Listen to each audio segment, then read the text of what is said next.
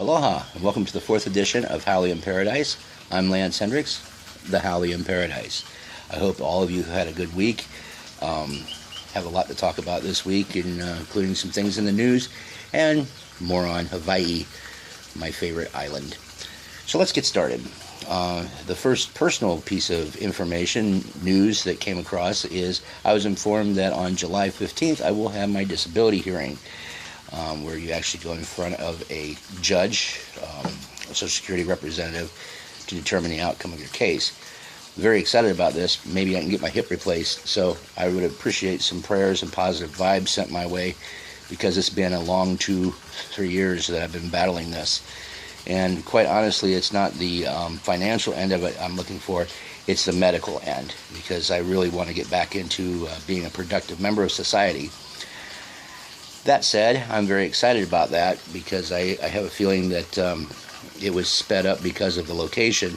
There's not so many people here looking for disability, so they take each individual case with a little bit more diligence, and it's a lot faster process, instead of being surrounded by 20 million people in one state. The whole state of Hawaii's got 3 million people in it. And on my island, there's only 190,000. So I'm looking forward to that, and keep going to my doctor and seeing what's going on there with the COPD, the depression, which is really hard right now to be depressed, because I'm in such a better place than I was a few months ago. So that said, like I said, please send out your positive vibes and your prayers. So let's get on to the rest of the news. This thing in Baltimore, okay? I haven't turned on the television yet. It's still sitting there collecting dust. I really don't need the TV. I've got enough stimulus.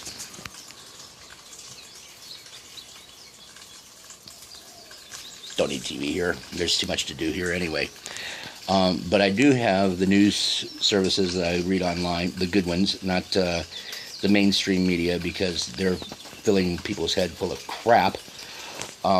The thing is when you have a protest, you should always do it for the reason that you're doing it, and not just to loot and to destroy your own buildings and burn down your neighborhood, which is just totally insane to me. The people that are protesting peacefully, they have the right to do that. The people that are burning down buildings and looting and stealing and threatening other people and throwing rocks, those people, they're not there for the right reason. They're there to just cause mayhem. That said, sometimes it takes something like that to get noticed. But once you are noticed, it's time to stop. Do not set fires. Do not burn down your own establishments. The people that's businesses you are burning down have nothing to do with the issue. The issue is something that should be taken up in a more serious tone. And that doesn't mean throwing rocks and provoking police. You don't have to agree with the police department to realize they do have a hard job. I, for one, don't really support a militia-type police department, but I would be very hard-pressed to provoke them because of that issue. So I wish the people of Baltimore all the best, and to get through this. And here comes the rain. We might have to take this indoors, or you won't hear me. So, indoors we go. I don't know if you've ever actually seen inside the house.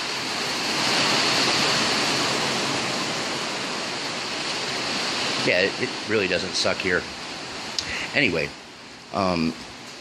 that's pretty much where I'm at with the protest. But the one thing that really has taken a back burner to that is the real news. And the real news would be the situation that's going on with the earthquake. I know it's not sensationalism. I know it's not bloody enough or violent enough or sensational enough to cause front page news or headline news. But those people over there are suffering. They had nothing to begin with, and now it's 10 times worse on them. So what we should really be focusing on is the human aspect of this, and not so much CVS burning to the ground. How about a whole city wiped out because of Mother Nature? That's where we should be focusing our attention and all of our efforts to help those people. We have to have compassion, and we have to have aloha. And I think that it begins when we start to realize that those people that were in that earthquake had nothing to do. There was no control in their power. They had to stop that. It could happen to any of us. Natural disasters happen all the time. Speaking of which, I don't know if you've seen the news. It's a pretty big deal here. But Madame Pele has once again awakened, and her lake out there in Kilauea has boiled over and has caused some really spectacular shots. It's no threat right now. Everybody's safe and sound. It's just one of those things that happen when you live on a volcano. It does lead to some really beautiful and awe-inspiring photographs, which I'm going to post a few on my Facebook here soon, so you can take a look at that. If you've never seen an active volcano up close and personal, I suggest you hop on a plane and come on over. Hilo Airport's just right down the street. It only takes about an hour to get up to the flow. It's awesome. Pele gives us a good show every now and then, and boy, she's really doing it right now. But we are safe and sound. There's no lava coming to get us or anything. So here we go. The NFL draft. I was very pleased with the Raiders. Raider Nation, baby. And the Cleveland Browns did phenomenal in the draft, as did the Ravens. So there's three teams I really like. Of course, the Raiders will always be my favorite. My son, his team didn't fare as well as they should, the 49ers, but you know what? All he has to do is drive across a bridge to the bay, and he's with the right team anyway, right? Love you, kid. But we've been having a really good time here. Sean and Tony have provided just excellent comfort for us and shelter. We're looking forward to getting out on our own and doing our thing. We found a lot of good deals here, not just to rent housing, but to actually buy housing. It's not as expensive as you think on this island, and this is the only island you really want to be in anyway. You know, stay away from the tourists and all that. No offense to people on Oahu or Maui. You know, they're great islands. Anywhere in Hawaii is awesome, but I think this is paradise to me. But what is my favorite thing? Somebody asked me, what's my favorite thing about Hawaii? There's not one favorite thing as much as all of it is my favorite thing. Laid back, the Aloha spirit. People are in no rush here. There's not really a lot of racism. There's not really a lot of strife. You know, it's more like, you know, you don't mess with me, I don't mess with you. Everybody's always giving the shaka. And it's kind of cool. But I've learned a lot since I've been here. You know, it rains a lot because we're on the wet side, as opposed to being over in Kona, which is actually drier. But Kona is expensive, and that's more of a tourist base. So my suggestion is, read up on this place right here and see if maybe you'd like to spend a couple days here, see the sights, and then move on to whatever, you know, Maui's awesome. But this is literally like a hodgepodge of weather, people, environment, and the surroundings. I mean, you could literally, this is my room, by the way. Okay.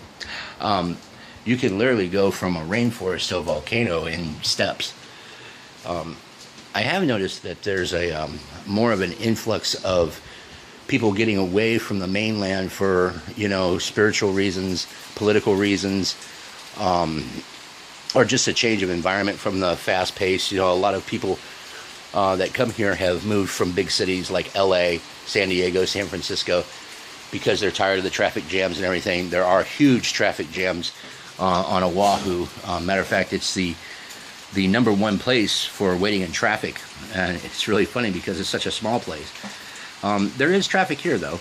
Getting into Hilo sometimes, we're probably about 12 miles from Hilo, but it could take 45 minutes because some of the roads here, there's only 2 lanes. Plus, you're looking at 45 miles per hour maximum speed limit. So that does play a factor in it. Like I said, it's not as expensive as Oahu or Maui, but you will be in for some shocking things when you go to buy like ice cream or Hostess cakes, which we don't eat anyway. Anything fresh that has to be shipped in from the mainland, it's going to be expensive.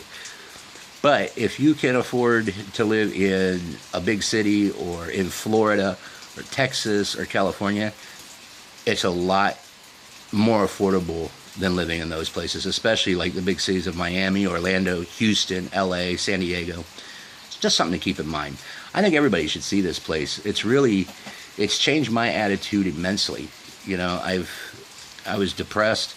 I wasn't without hope, because I would never lose hope, but it was just a day-to-day struggle, where now I can actually breathe and relax and enjoy myself because of my surroundings and the people I'm with.